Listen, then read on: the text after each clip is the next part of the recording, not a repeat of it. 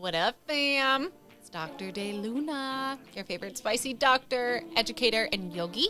And today we are going to be dropping in to when is the best time for you to test your hormones for those of you that menstruate, because it really depends what you're looking at for when you want to test them.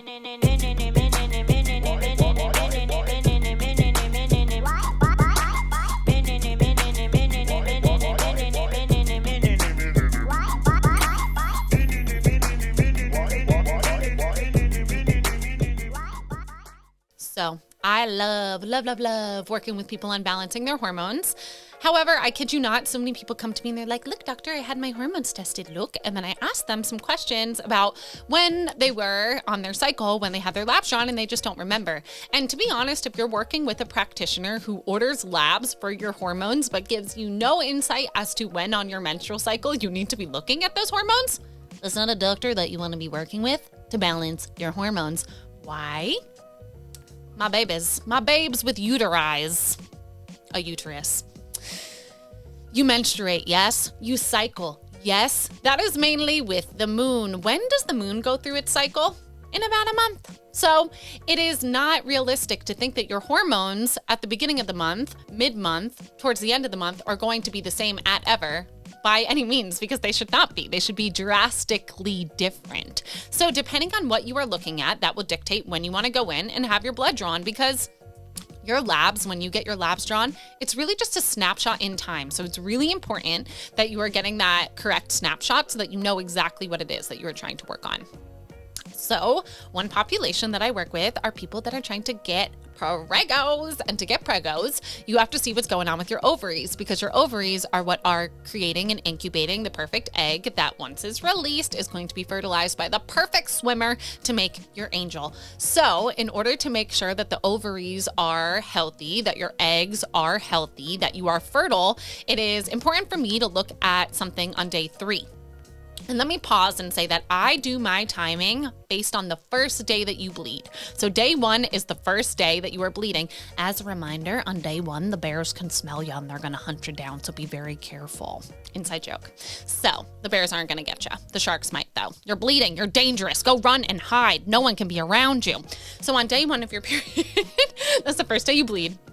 If you're wanting to see what's going on in your ovaries, you should test your FSH and your LH on day 3.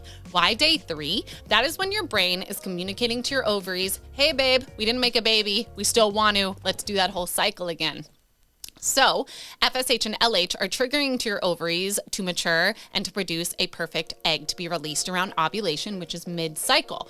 So for me, day 3, that gives me a lot of information on the health of your ovaries, your fertility, your chances of getting pregnant, that kind of a thing. Because if your FSH and LH are very, very high, essentially that means that your brain is screaming at your ovaries. We don't want the brain to scream at the ovaries. The ovaries should hear what the brain is saying. So the brain screaming at the ovaries is a pattern that I typically see.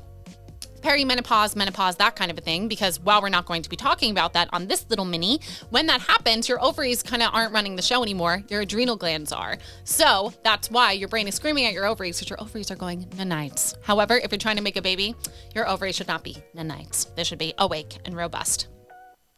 There's other things that I like to look at when testing hormones. I also like to see what your ovulation capacity is. So some of you at home might use little LH test strips that will test your LH surge. LH is one of those brain hormones that is swimming around your blood, telling your ovaries what's up.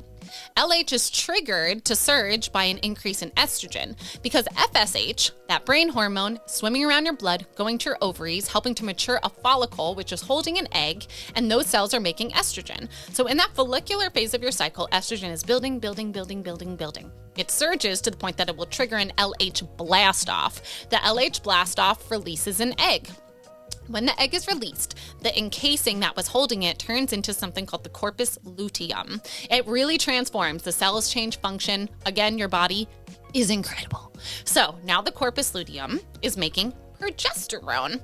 So progesterone is only happening It's only being made in an abundance if you have ovulated. So for me, I like to check someone's ovulation capacity by looking at their progesterone about a week after they ovulated. And you'll need to know when you ovulate to kind of get this down. There are many signs of ovulation that your body is speaking to you with. So you might notice a change in your cervical mucus. You might notice a little one-sided cramp, which is your ovary releasing an egg that is called Mittelschmerz. What a good word. You might notice changes in your mood. You might feel more outgoing, more just open to having sex, more open energetically. All of these are signs you have ovulated. You would want to time that about a week after to look at your progesterone. So in most women with a 28, 30-day cycle, that's around day 21, 22, right around in there. From there, you get a lot of information. So as a reminder, your blood draw is just one little snapshot in time. Day 3 is going to be a very, very, very different hormonal picture than day 21, 22.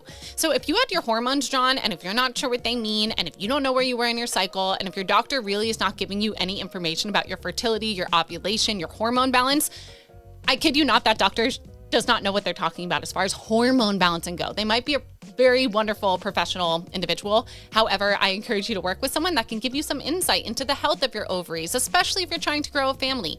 Know that if your eggs are not being released around ovulation, your egg, then there's nothing for the sweet little swimmer to fertilize. So these are all key pieces of information. Even if you don't want to make a little babins, progesterone is just nature's chill pill. We need progesterone. So if in the luteal phase of your cycle, so I talked about the follicular, that's when the brain is talking to the ovaries, growing that little eggie to be released. Then you ovulate. Post-ovulation, you're now in the luteal phase, which is named because of the corpus luteum. Remember the progesterone factory?